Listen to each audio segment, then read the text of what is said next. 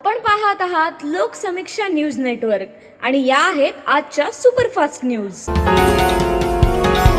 या बातमीपत्राचे प्रायोजक आहेत नंदिनी कलेक्शन, फक्त महिलांचे परिपूर्ण दालन, माऊली निवास, कल्याण मंडपमच्या बाजूस, यशोधन नगर, परभणी। नमस्कार, मी प्रभू दीपके लोकसमीक्षा न्यूज नेटवर्क मध्ये आपलं स्वागत करतो। आपण पाहत आहात परभणीचं एकमेव बातमीपत्र Loksamiksha superfast. Red Apple exclusive MIDC परिसर, परभणी। परभणी येथे 14 ते 18 फेब्रुवारी दरम्यान जिल्हा कृषी संजीवनी महोत्सव 2025 चं आयोजन करण्यात आले। या महोत्सवाचं आयोजन कृषी विभाग, प्रकल्प संचालक, कृषी तंत्रज्ञान व्यवस्थापन यंत्रणा आत्मा आणि संजीवनी मित्र मंडळांच्या संयुक्त विद्यमानं परभणीच्या संत तुकाराम महाविद्यालयाच्या क्रीडांगणावर आयोजित करण्यात आले। याबाबतची माहिती जिल्हाधिकारी रघुनाथ गावडे यांनी आज पत्रकार परिषदेत दिली। या प्रसंगी प्रभारी जिल्हा कृषी अधिकारी दौलत चव्हाण यांची उपस्थिती होती। या महोत्सवामध्ये 6 दालन राहणार असून एकूण 200 स्टॉल्सची उभारणी करण्यात येणार आहे।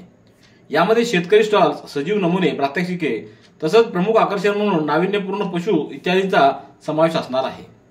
यामध्ये कृषी प्रदर्शन, कृषी विषयक परिसंवाद, यशस्वी शेतकरी, शास्त्रज्ञ, तंत्रज्ञ यांची व्याख्यानं तसंच उत्पादक ते ग्राहक थेट विक्री अशी संकल्पना राबविण्यात येणार असल्याची माहिती जिल्हाधिकाऱ्यांनी यावेळी दिली। परभणीत होत असलेल्या कृषी प्रदर्शनाच्या नावासंदर्भात पत्रकारांनी जिल्हाधीश कृषी अधिकाऱ्यांना सवाल विचारला, मात्र यावर कृषी अधिकारी दौलत चव्हाण हे निरुत्तर झाले। त्यांना जिल्हा कृषी प्रदर्शन की कृषी संजीवनी प्रदर्शन हे पत्रकारांना पटवून देताना त्यांची चांगलीच अडचण झाल्याचं दिसून आलं।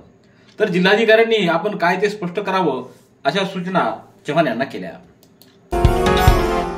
मोबाईलमध्ये काढलेले फोटो व्हायरल करण्याची धमकी देत 15 वर्षीय अल्पवयीन मुलीवर अत्याचार करण्यात आला आहे।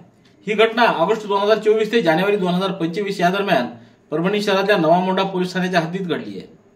पीडितेने दिलेल्या तक्रारीवरून आरोपीवर 2 फेब्रुवारीला नवा मोंढा पोलिसात गुन्हा नोंदवण्यात आला आहे।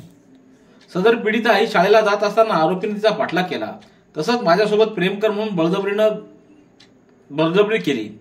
पीडितेने नकार दिल्यावर आरोपीने हाताची नस कापून घेतो अशी धमकी दिली आणि त्यानंतर आरोपीनं पीडितेला वेगवेगळ्या ठिकाणी नेत तिच्यावर बळजबरीनं अत्याचार केला। या दरम्यान आरोपीनं दोघांचे मोबाईलमध्ये फोटो काढले। हे फोटो व्हायरल करतो असे धमकी देत परभणी शहरातल्या वेगवेगळ्या ठिकाणी नेत तिच्यावर अत्याचार केलाय। या प्रकरणी पीडितेच्या तक्रारीवरून नवा मोंढा पोलिसात गुन्हा नोंदवण्यात आलाय। विवाह सोहळा, साखरपुडा, वाढदिवस, मुंज, डोहाळे आदींसाठी सर्व सुविधांनी युक्त पारमेकर यांचे सखा गार्डन मंगल कार्यालय, विसावा कॉर्नर, जिंत रोड, परभणी। मंगल कार्यासाठी सुसज्ज हॉल, 1000 आसन व्यवस्था, प्रशस्त भोजन कक्ष, 5 रूम्स सह सर्व सुविधा उपलब्ध, पार्किंगची सुविधा, caterers, stage decoration, sound system, आसन व्यवस्थेची सुविधा। एक वेळ अवश्य भेट द्या। सखा गार्डन मंगल कार्यालय, विसावा कॉर्नर, जिंत रोड, परभणी।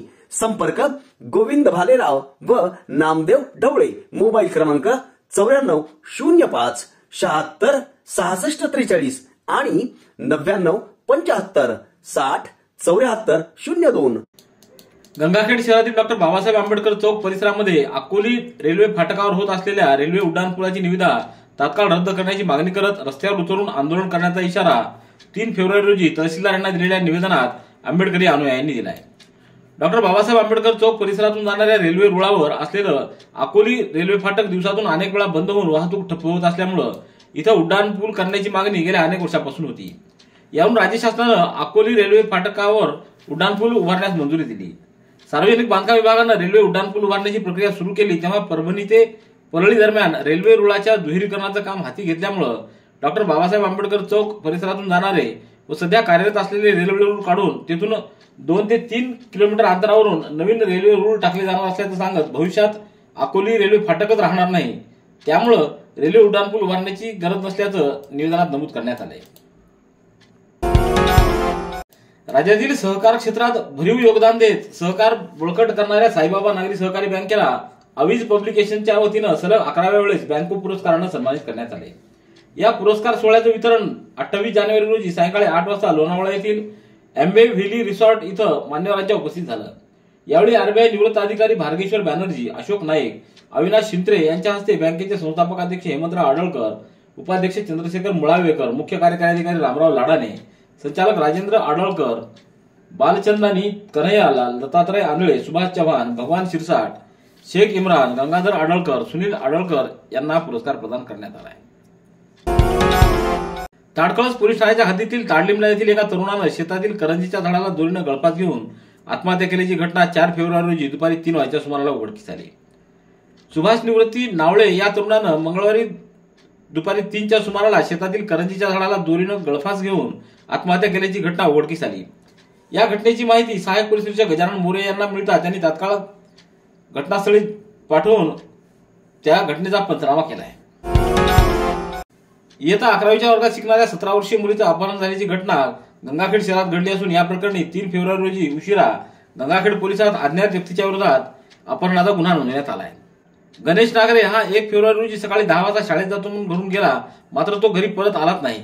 यावरून त्याच्या आईवडिलांनी नातेवाईक व मित्रांकडे शोध घेतला, तरी त्याचा काही पत्ता लागला नसल्यानं 3 फेब्रुवारी रोजी आई अंजनाबाई नागरे, वडील पंडित नागरे यांनी गंगाखेड पोलीस ठाण्यात धाव घेऊन गणेश नागरे याला अज्ञात इसमानं पळवून नेल्याची फिर्याद दिल्यावरून अपहरणाचा गुन्हा नोंद करण्यात आला आहे. गुडघे दुखत आहेत, आता काळजी नको. आयुर्वेदिक उपचाराने गुडघ्यावर उपचार करा आणि जगा आनंदी आयुष्य. बालाजी आयुर्वेदिक निसर्गोपचार केंद्र, तलाठी कार्यालयाच्या पाठीमागे, वसमत रोड, परभणी. संपर्क डॉक्टर गोविंद कामटे. मोबाईल क्रमांक 9923300914. मुलगा होत नाही म्हणून विवाहितेचा शारीरिक व मानसिक छळ करत तिला 2 वेळा घराबाहेर हाकलल्याप्रकरणी सदर विवाहितेने दिलेल्या फिर्यादीवरून सासरच्या 5 जणांच्या विरोधात दैठणा पोलीस ठाण्यात गुन्हा दाखल करण्यात आला आहे. पोलीस अधीक्षक कार्यालयाच्या भरोसा सेलमध्ये 4 बैठका झाल्यानंतरही आपसात समझोता न झाल्यानं विवाहितेनं पती, सासू व दिरांसह अन्य मंडळीच्या विरोधात याबाबत फिर्याद दिली. दैठणा येथील रहिवासी सोनाली कचवे हिचा विवाह 20 एप्रिल 2017 रोजी जांब येथील धनंजय बडगुजर याच्यासोबत झाला होता.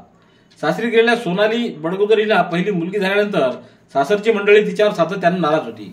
त्यानंतर तिला दुसरी मुलगी झाली तेव्हापासून पती धनंजय, सासू सुशीला आणि दीर विपुल यांनी तिला मानसिक त्रास देण्याबरोबरच उपाशीपोटी ठेवण्याचं देखील काम केलं होतं. जिंतूर तालुक्यातल्या वसा येथील महात्मा फुले विद्यालयातील शिक्षक रमेश माणिकराव क्षीरसागर यांचा अपघाती मृत्यू झाल्यानं जिल्हा बँकेच्या वतीनं मयत शिक्षकाच्या पत्नीला 25 लाख रुपयाचा शिक्षक अपघाती विम्याचा धनादेश नुकताच प्रदान करण्यात आलाय.